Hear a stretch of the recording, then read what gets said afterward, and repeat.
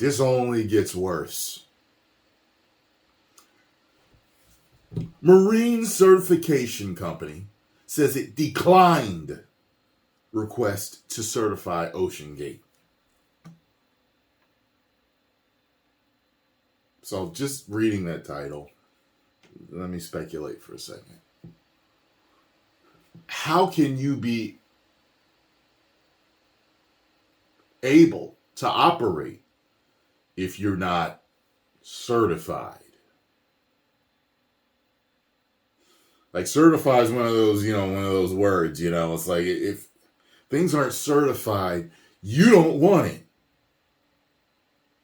Like, do you want an uncertified personal trainer? No. So I guess certification doesn't work the same way in all fields. Let's check this out. For us in Boston. So Jason, what does it mean that the Coast Guard is going to lead now? Right, and just to point out, Allison, as you know, not just the U.S. Coast Guard, but in addition to that, we've also gotten word today that the National Transportation Safety Board is also going to be a part of this investigation. And in addition to that, you've got the Canadian Transportation Board involved as well. What's going to be key to the investigation, though, forensic evidence, right? You've got to get as much as you can, gather as many pieces as you can of the Titan as possible. That's why it's so important for those remotely operated vehicles to continue work on the ocean floor. So while you've heard word about vessels pulling out of the area, and indeed that is happening in the North Atlantic, those ROVs, those remotely operated vehicles, are staying there. They're continuing to scour the debris area, trying to get as much evidence as possible, because what forensic experts are going to have to do is they're going to have to get pieces of that hull, and they're going to have to try to do some testing on that to try to come to some conclusion about the integrity of the hull. This, as we've heard from so many people over the last 24 to 48 hours, who say that they raised issues with Ocean Gate about its safety protocols and about the integrity of the Titan.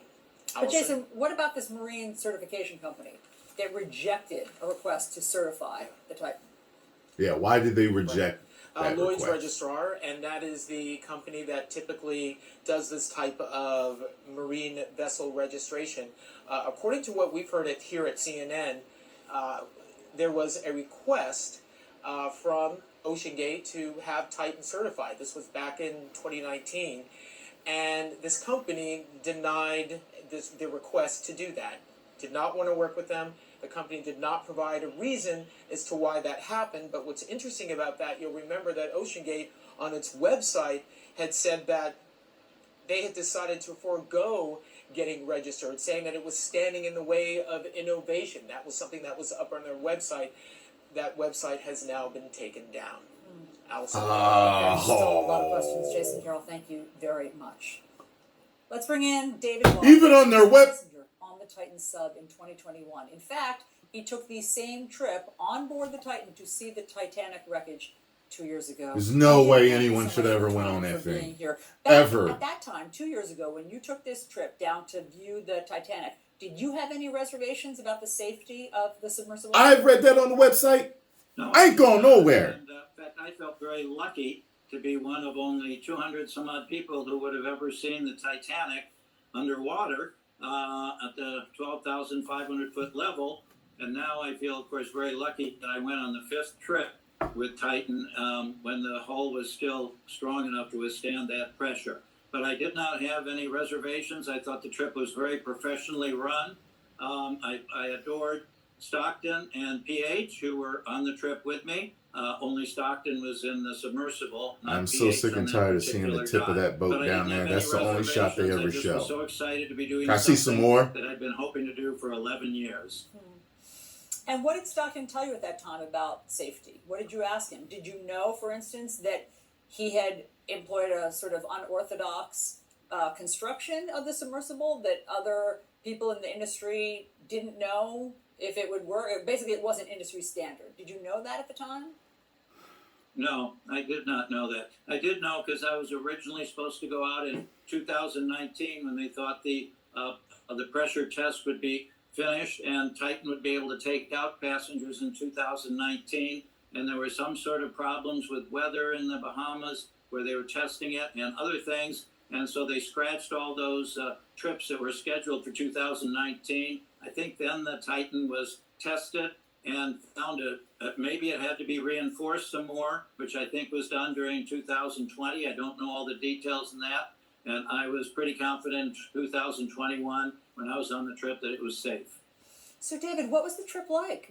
Did you get a good view of the Titanic? I don't know how you can still do it without being certified, though. The particular trip I was on, which was how's the law let you? On the fourth day of the 5-day trip, we ended up near the stern rather than the bow, because you're never sure what the currents are. And where we were released and started to do the 2-hour descent, we ended up much closer to the stern. So I was very disappointed. I didn't get to the bow, but the stern is still fascinating. It's a mangled, very big piece of metal. And Wow. We also were in the debris field the next day, which was the last day for all those summer trips. 3 other men went down with Stockton and PH and actually got to film the bow. And of course, when everyone thinks of the Titanic, they think of the bow. And I was also filming because I was going to make a movie for charities about this trip. So I was disappointed, but still the whole process of going down 12,500 feet was amazing. So I considered it a very successful trip. And what was that like? crust all down over? There? Was it pitch black? Are you all just looking out that one window elements, and taking turns in that submersible?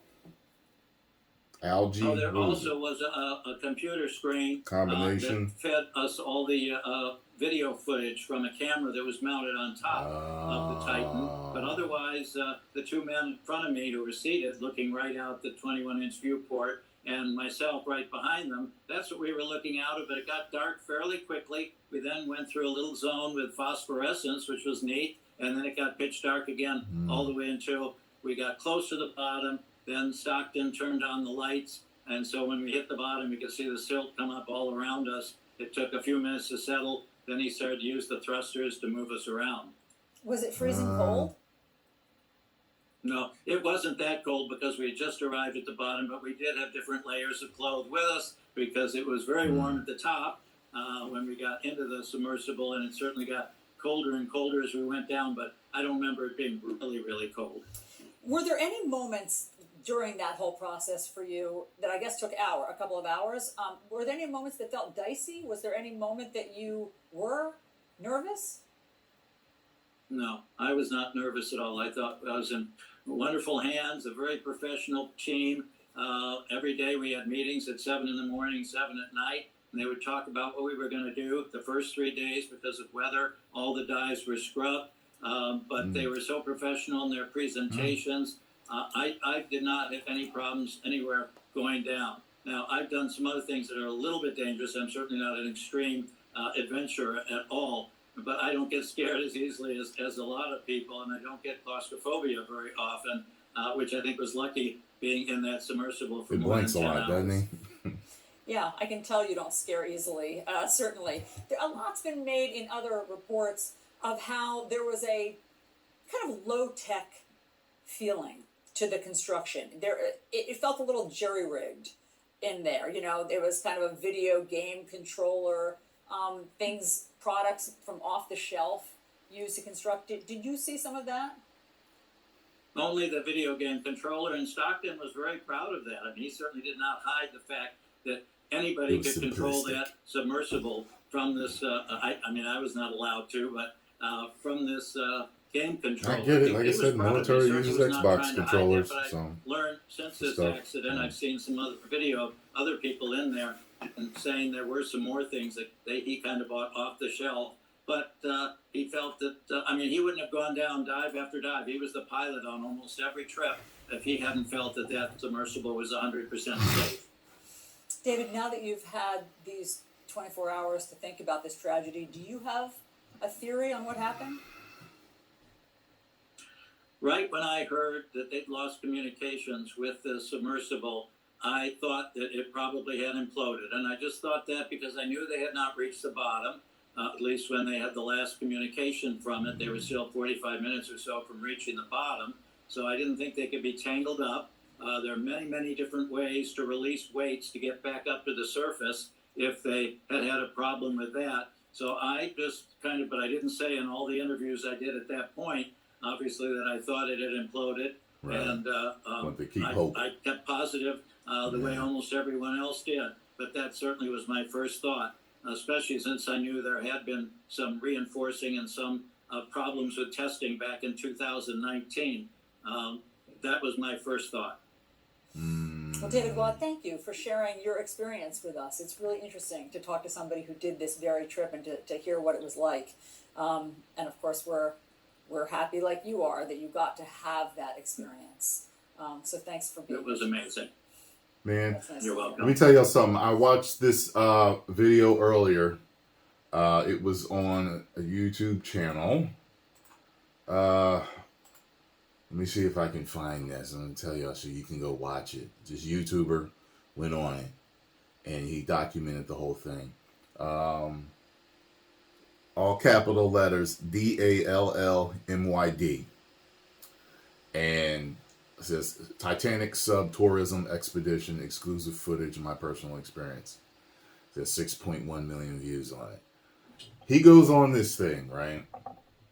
And they don't really do the full trip, but you get to see him go in, load it, them screwing it shut. I start getting claustrophobic right there. Right there. I'm watching them screwing this thing shut and you seeing it closing from the inside. Man, and you just in this damn tube. And the glass thing, it's small. It's like you can't see. Like, I would go on a glass-bottom boat to check out stuff. I would have to see stuff. You just put me in an airtight pipe and lower me? No. Sorry. No. Absolutely not. And I'm not really seeing it. I'm seeing it through a camera lens, which feels less authentic. I want to be able to see it. You know what I mean? Like, the things that you see, in the movies, whoever, and they go down and they can see out of the windows and actually see stuff. That's what I would want if I had the courage, or however you want to frame it, to go down there. So wait a minute, I'm looking at footage from a camera to the screen of what it looked like. No, thank you. I don't care about a discount. No, thank you. Post comments down below. Let me know what you think. I cannot believe that they say on the site that they basically have no certification and people are still going. Oh my God.